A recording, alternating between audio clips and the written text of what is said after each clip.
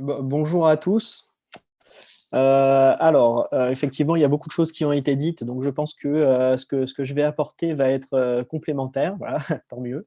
Je vais peut-être, pour vous dire un petit peu quel est mon sujet, je vais vous parler de l'attention, justement de cette culture de l'attention, de la manière dont on peut comprendre cette notion d'attention, en santé publique en période, d'épidémie. Cette notion, on va le voir, très rapidement, hein, en une dizaine de minutes, mais est vraiment une notion cardinale, quand on parle de communication, et on va voir comment, cette notion peut être, un moyen de penser son action en santé publique, en période, épidémique, en particulier.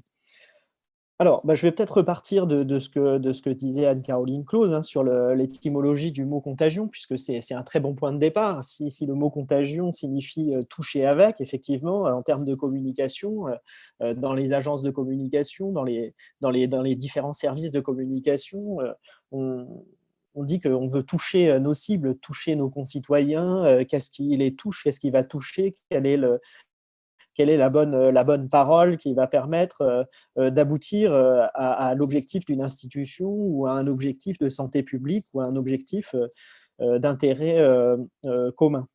Alors, si on réfléchit à cette notion d'attention, effectivement, c'est une notion qui a été centrale dès les premiers moments de l'épidémie, puisque l'attention enfin, notre attention, en fait, à nous tous, hein, a été mise à rude épreuve. On le voit, hein, les discours d'Emmanuel Macron ont été suivis par 36 millions de personnes qui regardaient simultanément le même écran.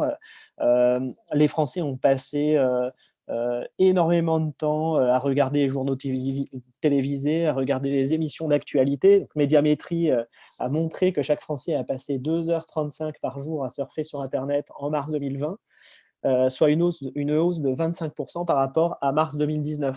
Donc c'est une hausse assez importante. Alors cette conception de l'attention, si on cherche à massifier le discours, à massifier le message, en répandant le message euh, sur les gestes barrières, par exemple, au plus grand nombre de personnes possible, on est dans une logique de l'attention médiatique. Donc moi, je vais différencier trois types d'attention.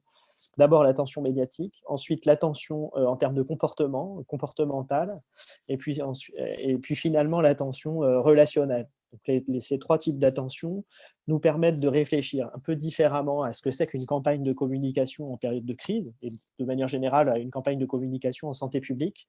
Donc je vais passer assez rapidement sur chacune, et puis ensuite on pourra détailler ces notions ensemble, si vous le voulez, à travers vos questions. Donc cette attention médiatique, c'est une attention qui se découpe, une attention, si on veut, statistique. En tout cas, elle se mesure de manière statistique. C'est ce que Patrick Lelay appelait le temps de cerveau humain disponible, hein, en parlant enfin, il était PDG de TF1 à l'époque, en parlant de l'audimat, qui se vend à des publicitaires. Donc c'est un temps d'attention qui se calcule en nombre de clics sur Internet, en nombre de messages partagés sur les réseaux sociaux, en nombre de téléviseurs allumés quand on parle de l'audience d'un journal télévisé, par exemple, etc. etc. Donc ce type d'attention, effectivement, aujourd'hui, elle cherche à être captée, à se mesurer, à se monétiser. Et on parle énormément, effectivement, des réseaux sociaux, des journaux télévisés, et cetera. Alors, à grands traits, hein, on peut réfléchir avec le philosophe Bernard Stiegler, qui a récemment disparu, et qui a pensé beaucoup ces moyens de diffusion, en se demandant si finalement l'aspect positif de ces moyens de diffusion, c'est évidemment la massification. L'aspect négatif, c'est que peut-être ça construit justement une inattention au message. Alors, il y a plusieurs phénomènes, hein, qu'on connaît bien, que je ne détaillerai pas, sur le fait effectivement qu'on est tellement noyé dans les publicités qu'on finit par ne plus du tout les regarder, et donc à échapper totalement aux messages qui nous sont envoyés.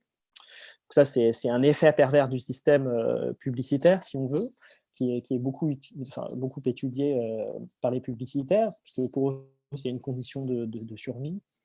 Et puis, on peut aussi se dire que ces réseaux sociaux, ces grands médias créent aussi beaucoup d'inattention. On le voit à travers des plateformes. qui jouent beaucoup sur ce qu'on appelle justement l'économie de l'attention, comme toutes les grandes plateformes sur Internet, hein, de vente comme Amazon par exemple. Et cette économie de l'attention consiste à capter justement non pas de l'attention, mais du temps de conscience. Donc l'idée, quand on va sur Amazon, précisément, c'est non pas d'être hyper attentif aux produits qu'on va acheter, mais au contraire, pour les concepteurs, donc les UX designers, les user experience designers, de construire une sorte de tapis roulant qui permet d'amener l'internaute le plus souplement possible du produit vers d'autres achats de produits et ensuite vers les pages de paiement et ensuite de livraison, etc. Jusqu'à faire effectivement cette fonctionnalité qu'on connaît tous, je pense, la fonctionnalité one click d'Amazon qui permet d'acheter en un seul clic. Donc, quand on est sur cette logique de l'attention, évidemment, on est moins dans la construction de l'attention que dans la destruction totale de l'attention, puisqu'on fait peut-être attention aux produits qu'on achète en termes de conscience, mais est-ce qu'on va faire attention aux conditions de production? Est-ce qu'on va faire attention à la logique environnementale, à la logique économique? Est-ce que c'est produit à côté de chez moi? Est-ce que ça ne détruit pas des écosystèmes à l'autre bout du monde, etc. Alors, évidemment, la question qu'on peut poser à partir de là, c'est comment utiliser ces réseaux au mieux? Est-ce que ça sert à quelque chose de les utiliser de manière massive, étant donné que, par exemple, Twitter génère énormément de polémiques, de controverses, énormément de flou, diffuse énormément de fausses informations? Comment se frayer un message en termes de santé publique dans ce maquis? Est-ce que c'est bien utile de diffuser de manière massive des messages sur ces réseaux et surtout, comment on peut le faire? Voilà. Ça, c'est des questions, je pense, qu'on peut poser ensemble, que je ne fais qu'effleurer dans un temps de parole très restreint et qui, me semble, devoir être posées, surtout dans une période d'urgence sanitaire où les bonnes informations doivent être transmises aux bonnes personnes. Ensuite, il y a une autre logique qui est l'attention comportementale. C'est faites attention à ceci, faites attention à cela. C'est davantage de l'ordre d'une injonction plutôt qu'une simple transmission de l'information. Donc, dans l'attention comportementale, on est dans la volonté de modifier les comportements à l'aide de différentes injonctions, à l'aide de règles strictes, pourquoi pas de menaces de sanctions et pourquoi pas d'avertissements. Voilà, donc là, on est dans une logique assez différente du faites attention, sinon vous allez payer une amende, si on veut. Alors, cette attention, évidemment, elle peut avoir également son utilité, hein, je ne la remets pas en cause. Simplement, il faut penser également ces effets pervers.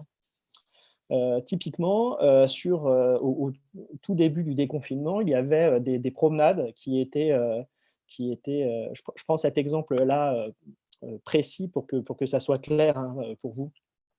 Il y avait des promenades sur lesquelles on ne pouvait circuler que dans un sens et pour revenir sur ses pas, circuler sur une autre ligne dans un autre sens. Or, effectivement, pour bloquer le passage d'un sens à un autre, il y avait des barrières. Et très vite, les villes se sont rendues compte de cet effet pervers de attention, il faut circuler dans le bon sens, puisque toutes les personnes se promenaient dans le même sens à la même heure et revenaient également à la même heure, ce qui a provoqué finalement des embouteillages. Et alors que la file de droite était libre, la file de gauche était pleine. Et il n'y avait pas la possibilité précisément plutôt que de faire attention à la règle, je dois être dans la file de droite plutôt que dans la file de gauche, de faire attention à la véritable règle qui est sous-jacente, c'est-à-dire le respect des gestes barrières, l'éloignement d'1 mètre, le fait d'éviter de se croiser, etc.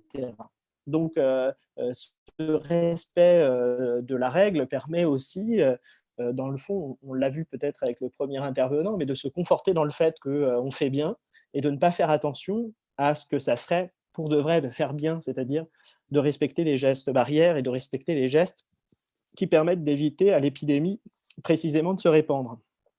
Alors, pour éviter ce phénomène, il y a effectivement une autre logique dans dans cette dimension de l'attention qu'on peut appeler comportementale, c'est le nudge. Alors, je ne sais pas si vous connaissez cette notion qui dont on parle beaucoup. Alors, le nudge, c'est une notion qui a été inventée par des psychologues comportementaux américains et qui signifie le coup de pouce. Donc, typiquement, si on donne un exemple de nudge, ça consiste à dans l'épisodière de l'aéroport d'Amsterdam, c'est le nudge le plus célèbre, on a constaté que dans les toilettes pour les hommes, c'était souvent assez sale. Et donc, on a créé dans l'épisodière une toute petite mouche qu'on a mis dans la vasque. Et il se trouve que les hommes ont eu tendance à viser cette mouche et donc à salir dans des proportions assez gigantesques, beaucoup moins les toilettes de l'aéroport d'Amsterdam. Donc voilà, en gros, vous avez compris, c'est ces toutes petites incitations, ces tout petits coups de pouce dont on ne se rend même pas compte et qui permettent de changer nos comportements sans même qu'on en soit vraiment conscient.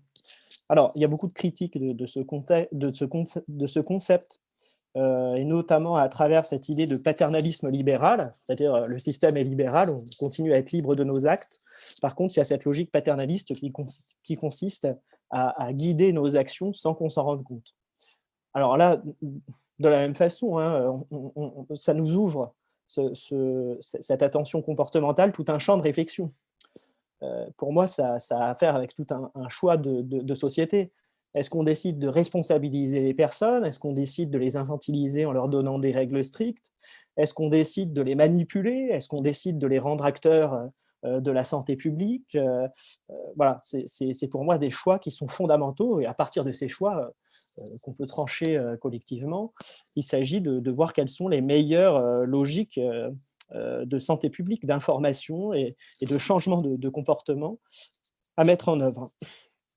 Alors, le troisième grand champ que je vais passer en revue assez rapidement, c'est l'attention relationnelle. Alors, ça va bien au-delà de l'attention comme un simple temps de conscience qu'on a vu dans la première conception de l'attention médiatique. Ça va au-delà, effectivement, aussi de l'attention à la règle, hein, du respect de la règle, mais c'est une véritable attention à cultiver, notamment pour vivre avec le coronavirus. Donc là, c'est une attention dans la vie de tous les jours, je dirais, aux conséquences de nos comportements sur les autres, à nos voisins vulnérables, à une attention au bien commun. Donc cette attention, elle n'est pas simple à penser, hein, puisqu'elle est extrêmement intime, elle fait jouer notre subjectivité, nos sentiments, notre corps, nos projets de vie, nos valeurs, voilà, la manière dont on conçoit notre existence. Donc cette attention-là, c'est la plus compliquée à manier, si on veut, et pourtant, c'est l'attention qui est au cœur de l'éthique, des éthiques du Caire, puisque dans l'éthique du Caire, hein, selon Joan Tronto et d'autres penseurs, tout commence par l'attention qui est portée à la fois à soi, à sa position dans le monde, et bien sûr aux autres, aux situations qu'on rencontre. Donc cette attention, elle est vraiment centrale dans cette éthique du care, dans cette éthique du prendre soin.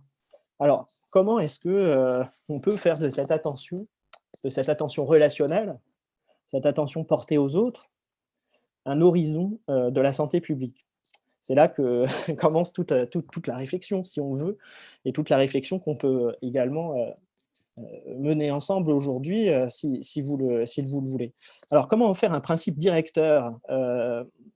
C'est évidemment un travail de longue haleine, hein, qui consiste à passer d'un modèle de communication descendant, plus traditionnel, à un modèle de médiation horizontale et de participation citoyenne. On en a parlé un petit peu ce matin.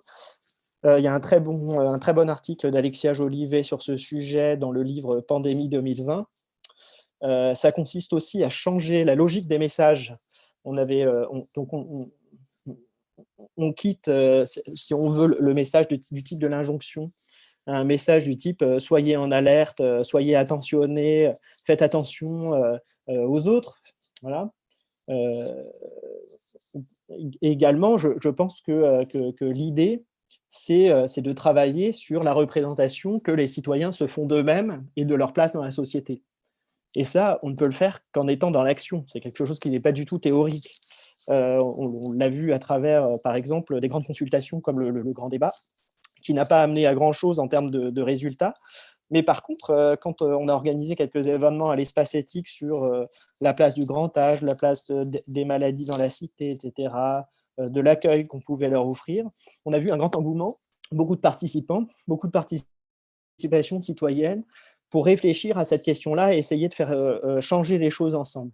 Alors après, évidemment, il y a une notion de temporalité hein, qui est très importante, puisqu'on parle ici euh, d'une urgence. Et c'est pour ça que moi, j'invite à réfléchir à cette question-là sur le long terme et à bâtir une véritable politique de communication en santé publique construite autour de cette réflexion de l'attention portée à l'autre, sans nier l'importance de l'attention médiatique, de l'attention qui relève davantage des changements de comportement, et puis de cette attention-là qui finalement est un peu le sel de la vie, si on veut.